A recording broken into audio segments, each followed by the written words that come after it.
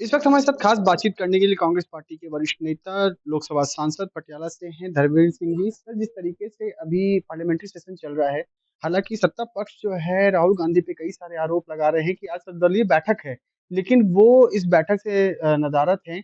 यही एक दर्शाता है कि कांग्रेस पार्टी किस तरीके से रणनीतियां अपनी तैयार करती है। कैसे देखते हैं देखिए, इसमें कोई बड़ी बात नहीं है। उनकी उनकी पहले पूर्व से उसकी पहले से उनकी उनकी एक व्यस्तता है।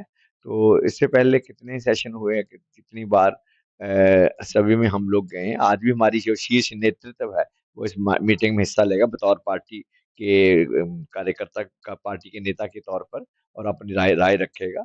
और ऐसे देखा जाए तो प्रधानमंत्री जो देश के सर्वोच्च संवैधानिक पद के ओहदेदार हैं, उनका मीटिंग में होना बहुत ज़रूरी है। जो जिनकी जवाबदेही बनती है, समूचा जो भारतीय जो संकट आया है दुनिया में, जो ईरान और अमेरिका इजराइल जंग है, और जिसमें भारत एक महत्वपूर्ण भूमिका निभा सकता था, और भारत ने जो सैद्धांतिक पोजीशन लेने से भी इनकार किया। अमेरिका और जो इजराइल की ईरान पे हमले की भर्त्सना नहीं की, खुमैनी के मारे जाने पे दुख व्यक्त नहीं किया, 120 बच्चियों के कत्ल होने पे बम में मरने के बाद भी कोई हमने संवेदनाएं प्रकट नहीं की। और भारत जो अपनी गुटनिरपेक्ष कूटनीति के लिए जाना जाता था, जो हमेशा अन्याय के विरुद्ध आवाज बुलंद करता था, जो आक्रांता को गलत कहता था, भारत ने वो सभी कुछ गवा दिया है। हम दुनिया में लगथलग पड़ रहे हैं। यहाँ तक कि पाकिस्तान का जो देश है, हमसे बहुत छोटा है, और हमारी उनसे एक परंपरागत दुश्मनी भी रही है। हालांकि मैं देशों के बीच दुश्मनी को ज्यादा महत्व नहीं देता, ये नहीं होनी चाहिए। पर जो फैक्ट है सो फैक्ट है।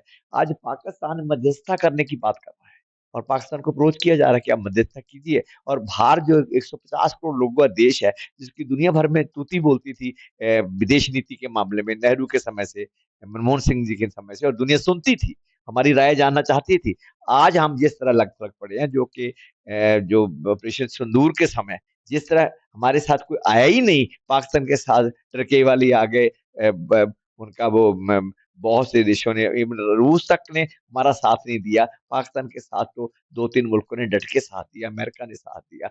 और जिस तरह अमेरिका हमारे विदेश मामलों में दखल-अंदाज़ी कर रहा है, हमारी कूटनीति को वो प्रभावित करता है। जो हमने अपनी जो स्वायत्तता है, जो अपनी इंडिपेंडेंस है, वो गँवा ली है। तो हमारी ये स्थिति अब बहुत दयनीय है। इस मौजूदा सरकार ने पिछले 12 साल में भारत की विदेश नीति का, भारत की कूटनीति का कबाड़ा कर दिया है, और हमसे दब सब हम छोटे-छोटे देशों से भी जो हमारा एक वर्चस्व हुआ बना हुआ संसार पे, वो हम खो चुके हैं।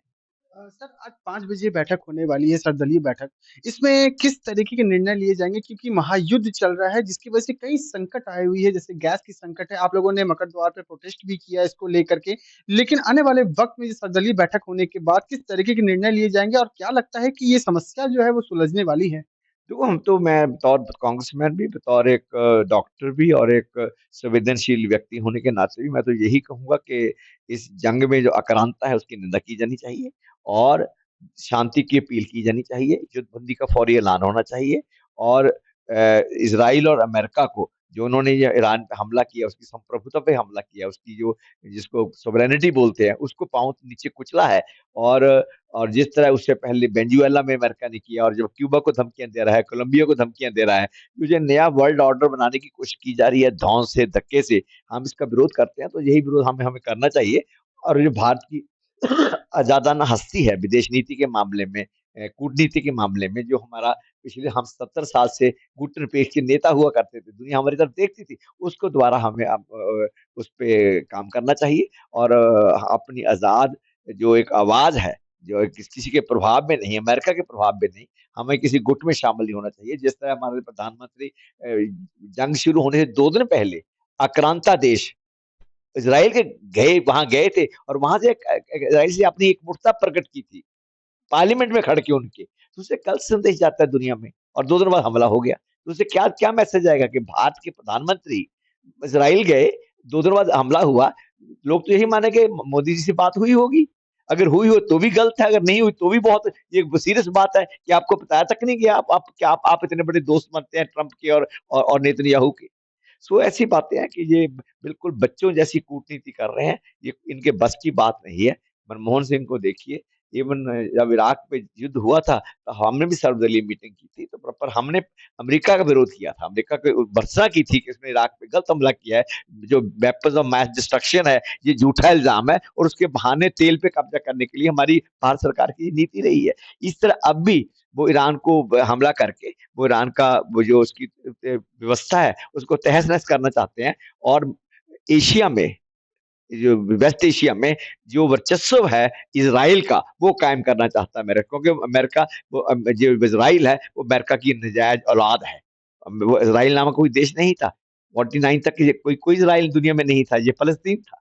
तो वहां पे लाके ये दुनिया भर से यहूदी बसाए गए, हालांकि यहूदी खुद सफर थे हिटलर की जो नाजीवाद था, परंतु उसके बावजूद जब बड़े दुख के साथ कहना पड़ता है कि जो खुद सफर रहे हैं, आज वो दुनिया को कष्ट दे रहे हैं, वो मानवता को खिलाफ भुगत रहे हैं, ये बड़ी दुख की बात है। बहुत-बहुत शुक्रिया बात करने के लिए। तो ये थे हमारे साथ में पटियाला से लोकसभा सांसद धर्मवीर सिंह, जिन्होंने हर एक सवाल का बेबाकी से जवाब दिया। अब शाम के 5 बजे सर्वदलीय बैठक है। उस बैठक में निर्णय लिया जाएगा कि आने वाले वक्त में जो महायुद्ध चल रहा है, उसको किस तरीके से खत्म किया जा सके। वीडियो जर्नलिस्ट अजीत के साथ Abhishek Anand, morning India news, Delhi.